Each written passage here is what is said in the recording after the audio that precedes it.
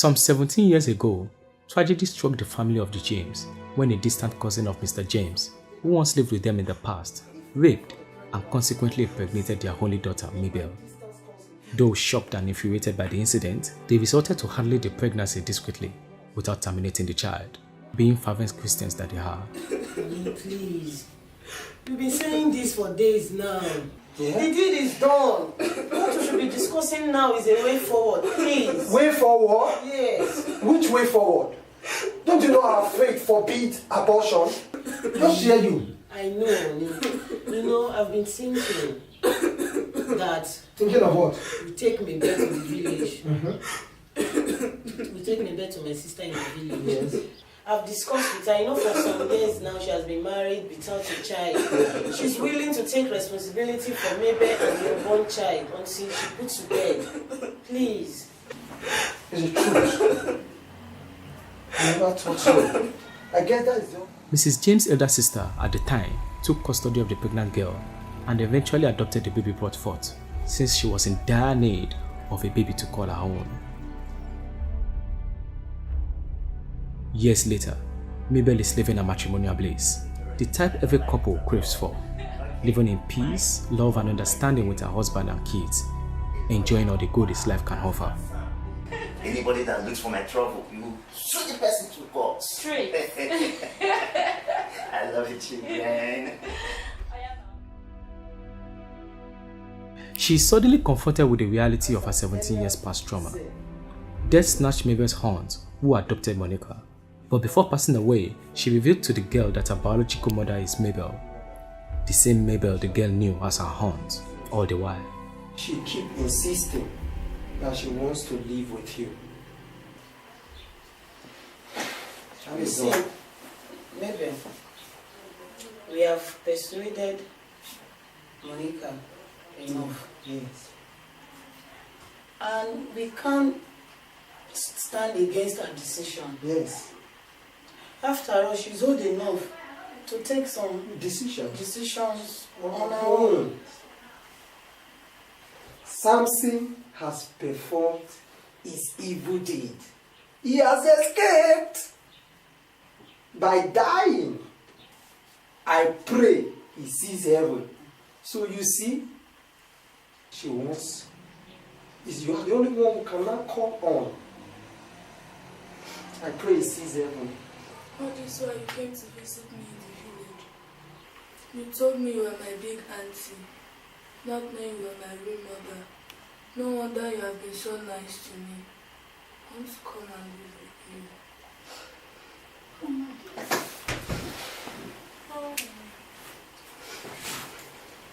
I'm sorry. I'm sorry I've been pretending to be your auntie. It's not easy. Mommy. Yes, dear. I'm glad Monica is coming home to stay with me. But I'm worried. Worried? Yes, Mom. About what? I don't know how Christian will take this.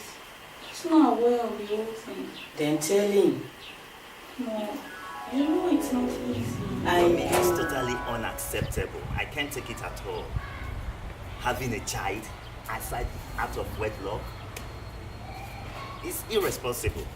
As loving as Christian is, he could sometimes be oversensitive and firm as regards certain issues, especially those bordering on immorality. He once vehemently disapproved of the act of having children out of wedlock, much to the concern of his wife, who, unbeknownst to him, is a victim of sin. You are very correct. Who should learn how to keep themselves pure for marriage? Yes! They should, honestly. I'm going to wonder I should know it to come to guide. So, the thing is, I can't take that at all. What you should be worried of now is tell God that God should give you that courage for you to be bold enough to tell him. Are you getting me?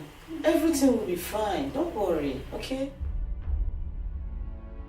Mabel's present challenge is how best to tell her husband of the teenage child that is not his own, considering how sensitive he is to issues bordering on having children out of wedlock. What happened while I was coming? The vehicle, I actually don't know what happened, separated into two. It was actually funny. Baby. Baby! Honey, I'm sorry. You mean you didn't hear what I said? I wasn't concentrating. I'm sorry. Are you okay? I'm fine. How does she let him know that the child is a product of rape and not promiscuity? How does she let him know she desired to personally murder the child in their home? Will her 2 kids and Christian accept their stepsister with open arms? She is confused.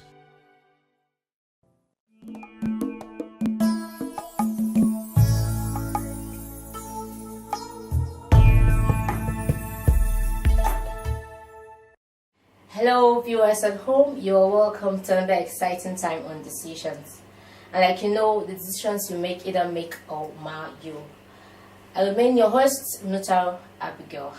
And today we'll be talking about something very important. You don't want to go anywhere. You want to learn and know what it is. And that is urgent pasts. When is your past urgent that it can interfere with your future? That's what we want to talk about today. So please don't go anywhere. And with me in the studio to discuss this topic is, on my close left, is Mr. Akimbola Praise, is the CEO of Christ Life International Family Foundation. Sir, you're welcome. Thank you very much, and welcome to you. Welcome, sir.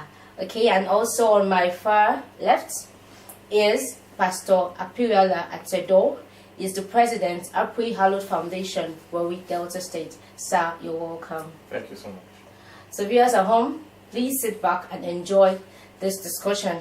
Okay, so we know that some persons, this Pastor Apiriola, we know that some persons don't talk about their past, while others overdo it. Before we go into a relationship, how much of the past should you talk about? Is it everything? That's a key question.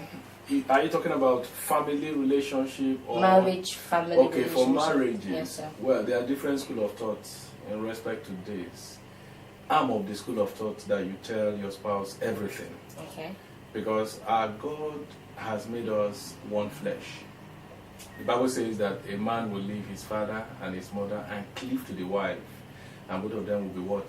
One flesh. Okay. And so you're supposed to tell your spouse everything. I did. I told her virtually everything about myself. She also told me everything about herself. And so when things started coming up, in the future, I had already known. So I'm of the opinion that you tell your spouse everything, more so when you're courting and subsequently in course of your life. Okay. Mr. Priest, do you have any addition to what you just said? Well, when we talk about schools of thought, I think I will join his school. That you should tell your spouse or your intending spouse about everything that is necessary to be known, which is more or less everything. I like that part, that is necessary to be known. As much as you can remember, because there are things you probably would have forgotten. Forgotten. If you live the life of forgiveness, you probably will not remember a couple of things because you let them go. But as much things as you think is important, you need to let your spouse or your intending spouse to know. I know that this is not it's not an easy thing for people to do. Without the help of the Holy Spirit, you may not be able to do them because you are scared of the consequence of it. But I still join that school of thought. Let your spouse know as much as you remember. Don't keep things deliberately, because whatever you keep away, the scripture says anything that is hidden eventually is going to be revealed. Yeah. So it's better it's coming from you than from someone else. Outside. Okay. Yes. Well, that's just an aside to just make it hot here. Let's go back to the foundation of the problem. She was raped at an early age, at 15, okay? And statistics has it that quite a number of rape cases at that age comes from the family. That's innocence. I think, I remember when I was told about sex education was one small thing like that. I learned most things from novels. Or how do parents, what's the ideal time? Was there an ideal age to giving the child sex education? Because I don't think it was just once and then the cousin whatsoever just raped. There would have been series of interest. I hear of cases of sitting position and all of that. At what age should sex education be given to the children in the home? Okay, if I may respond to this one first, I think sex education, it doesn't have to be a formal thing. Okay. It's informal in some ways, it's formal in some ways. But for the child, either male or female, sex education should start from like the earliest time when they have consciousness of who they are. You start teaching them not to like expose their bodies in public and all that. When we were younger, of course, maybe up till age 4 or 5, you still walk about naked. But I'm sure even now, the children of these days, they have educated themselves before you educate them. You see a 3-year-old child, maybe you send the child to do something and the child is naked and you see the child revolting. The truth is that from the time that you are able to hold conversations with the children, you need to start telling them about sex education. It doesn't have to be very high level information, but basic information that the children can understand, they can hold, and they can execute. You give them those little information. Tell them, hey, don't let any uncle come near you. Don't let any auntie come near you. Anybody says, oh, don't worry, let me take you to the bathroom and give you a bath. Tell them, no, my mom is going to do it for me or my daddy is going to. You give them those information. The children may even ask you, Mommy, why? Okay, the why may be too heavy for them, but you have to give them some information to some extent. So if you started from that early age, by the time they get to become teenage children, then all these things that have to do with maybe rape occurring will be lessened. It doesn't mean that it will not happen. Talking about people's sitting position, people's dressing and all that. Yes, unless the rapist is high on something cheap, is on drugs or something, the rapist will not just come out and then rape. It's something that must have been cooked up in the mind, must have been rehearsed over and over, and until the day it's being practiced. And as you say, yes, from family members. I think that statistic is high because there's an issue of trust there. Yes. When it's from outsiders, and that needs to go into the sex education. When it's from outsiders, there's a wall of defense. The child knows this is an outsider, I shouldn't allow this, I shouldn't allow that. But when it's from a family person, oh, it's family, there's no harm in it, and then the bar is lowered, and then you have such things easily happening. But the truth is, sex education, from the time you can hold conversation with your child successfully, that the child will remember, and the child can be able to execute the little instructions you give, start doing the sex education then. Okay, I still want Mr. Pearl to talk on it.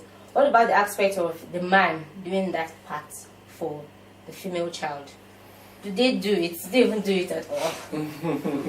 That's a serious one. Sex education for the female child, yes. It's possible. Incidentally, my first child is a female. Okay. It's a female, and we talk informally, like he said. Informally. We just talk informally and educate her in one way or the other, although it's my wife that does that majorly. So you do that to the guys, in the boys? The guy, of course. Okay, we are pals. So divided it in the whole... yeah. Okay. Well, let me make a contribution, please. Okay. The truth is this. No matter how much a man knows about being a man, there are some things women also know about me. No better. No matter how much a woman knows about being a woman, there are some things men also know about women that women will not even admit. So sex education, yes, is most of the information or the ideas or knowledge will come from the mother to the female child and from the father to the son. But there are instances where the father will still need to pass some key information to their daughters, because it's possible that the mother is not perfect. And she's still a woman. She's still a woman in the making, woman in the works, and 20 years after marriage, the man is still working on her. Now, if the daughter is not going to grow up to be that woman in the making, there are some things she needs to have early. So the father still needs to pass some aspects, some elements, I don't know what it is, it's situational, to the female child, just as the mother also needs to tell the little son about, your daddy is good, but he has 1% of you, this is the 1%. Okay, from the clip we also watched, we saw that while she was raped, because of the religious background of the parents, they kept it, and then they found a way around it. Is that actually the best option? I know we are Christians, but I saw something online that something can be done about it to prevent abortion. As it doesn't get to the place of abortion, at that infant level, something can be done about it. They call it emergency contraceptive, yes. So, but we'll go on a short break now. That's a hot question. When we come back, I want to have men answering that question. You don't know about it, so let's just go your mind. We'll come back, we'll talk about it. Please don't go anywhere. We'll be back shortly.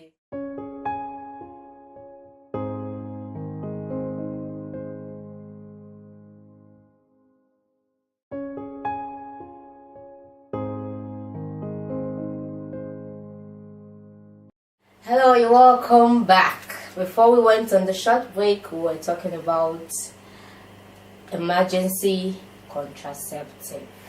The question is, how is it different from abortion? And thank God we have a pastor in the house and we have men of God that will talk about it. So, Samuela, I want you to talk about it from the aspect of biblical point of view. How different is this emergency contraceptive to abortion? First of all, I want to understand what is emergency contraception. Okay, it's that If it is all about abortion, right, it's against the will of God. Abortion, whether done by knowledge or not the person's knowledge, is sin.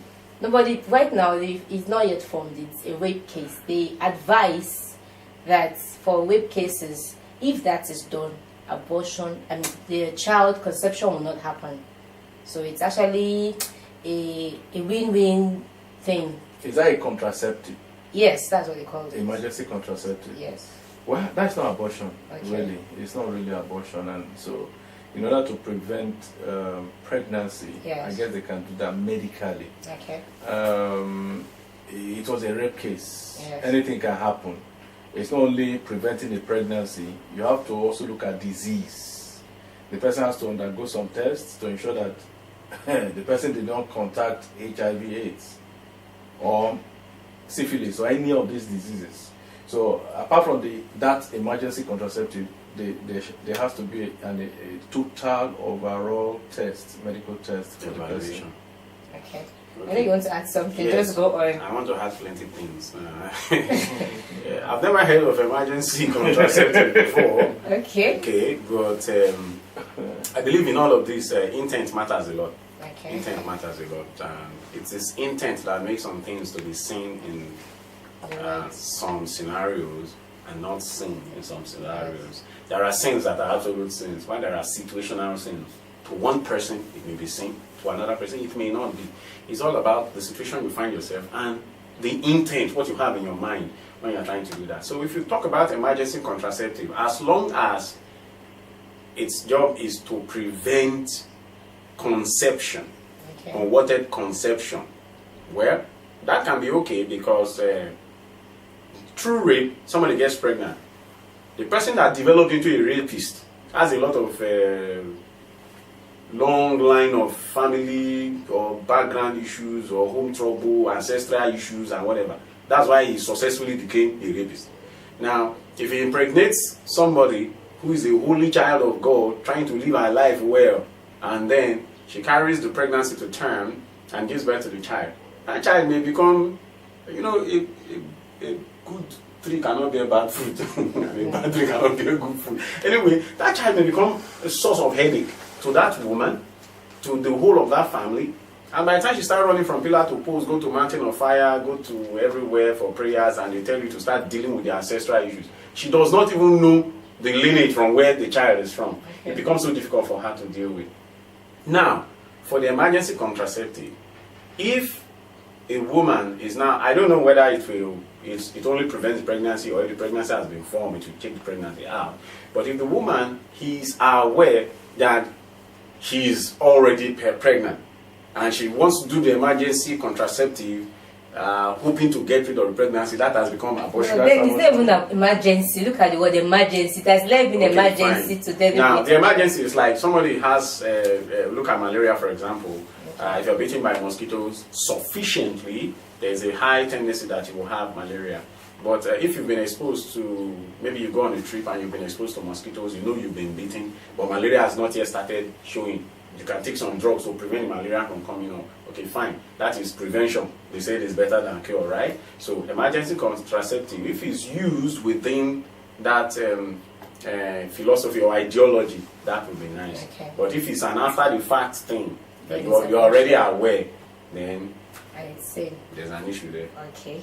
You said something while you were talking, and that brings us to the next one to talk about. And sir, please, you want a foundation. You said something that child can be headache. I mean, the child has nothing to do with how. Hey. No, wait, it's not for you. Okay, so this is for you. Please, you want a foundation. You have seen children struggling with themselves. They are not the cause. They don't know anything about their conception. They didn't tell their parents they want to come from here, but they came from here. How have you been able to manage children that feel that they're unwanted in this world? First of all, how does it reflect in them, and how have you been able to help them over the years? There are so many ways of handling that. One Okay, of it, the major thing, is the Word of God. Okay. Via the Word of God, we're able to check or train up these children. With the Word of God, as you discuss the Word of God with them, speak over their lives via the Word, their lives changes. Another means, again, of checkmating this problem is through school. Okay. Send them to good schools. I don't mean the one you spend too much money, but send them to good schools, more especially Montessori schools. Because in Montessori schools, they're in particular about each child. Okay. They train up the child as per an individual and guide the person. If the person has emotional problem or psychological problem or even spiritual problem, there is specific teachers that are assigned to these children and train them up. Then again, you let them grow up amongst good peer groups. Check their peer groups, because peer group has sufficient influence, in them.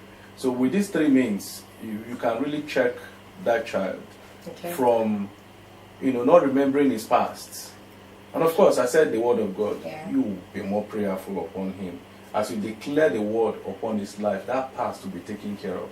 Moses declared upon the children of Israel, that their problem or their sins will be wiped away. It was wiped away. Okay. Job said in Job 22:28 that thou shalt decree a thing, and it shall be established, and the light will shine upon thee. As you decree upon that child or children, as the case may be, I believe in the word being spoken into somebody's life, and it comes out. This is my own belief. And when you speak a word with faith, it happens in the person's life. Okay. At least I'm one. Okay, wow. I'm a testimony to that effect. The word spoken over my life by my parents, by my spiritual parents, is still speaking today. And you're speaking about your children's life too. Yes, certainly. The boy woke up this morning and he was declaring the word. He looked at two areas he was shown in his vision or dream. And he said, Daddy and Mommy, this is what happened. There was water that was poured on this side. This was a flat ground, and this other one had holes. And this water here sank deep, and this other one remained stagnant. The water there represents the Word of God, right? As it didn't sank in this one that had hole. In other words, this person was humble to absorb the word. Yeah. And so there's this change, there's this growth in the person. And this other one, the word was poured, and it just remained like that. So he gave that interpretation. No, I'm just telling the interpretation of his vision this Was morning. he the one that explained it, or you explained it? I'm explaining it. Okay, I would have been off here. That's big for a 13-year-old, but that was still... Oh, well, he gave his own explanation still in relation with this, what I just said now. So the word is a seed, is what you're saying? Yes, the word is a seed in the life of every human. Yeah. You can even speak the word upon mountains and it will move. That's true. Inanimate objects. If Jesus looked at the fig tree and spoke over the fig tree, this man was hungry. He still spoke over a fig tree that it was not yet time, and that tree died. You can speak the word to any situation, including that little child, and that child will certainly be okay. Wow. You heard it, the word is a seed, and if you have such children around, even if they are not your own biological children, please help them. Because one helped is one criminal off the streets. Okay, we're still on that, but we want to look at it from the perspective of the parents. Okay, I am of the opinion from the clip that if they made her see reasons to tell her husband something as vital as that, I think if pressure came from there, she would have been helped long ago. So why did they conceal it? What should be the place of the family? What should have done differently? Okay, Mr. Praise, what should have done differently? First, let me say something with this divulging of secrets and all the whole issues surrounding it. When people are keeping secrets, usually they are not comfortable with the secrets they are keeping. So why would someone pour petrol on his laps, set it on fire, and then start hiding it? It's burning, but you're hiding it. Secrets are usually not comfortable to be kept. Well, maybe not all secrets. I don't know. But secrets are usually not comfortable because there's always the fear of it's going to spill. It's going to spill. You put so much effort to hold the secret. And the reason for that is because of fear. The fear of if it spills or when it spills, what is it going to cause? Where is it going to get to? So because of the fear of the frame of mind of the people around is the reason why some other people keep secrets. So if you have a woman who is not able to divulge a particular secret to her husband or hide something for a while, it's because of the fear of the spouse.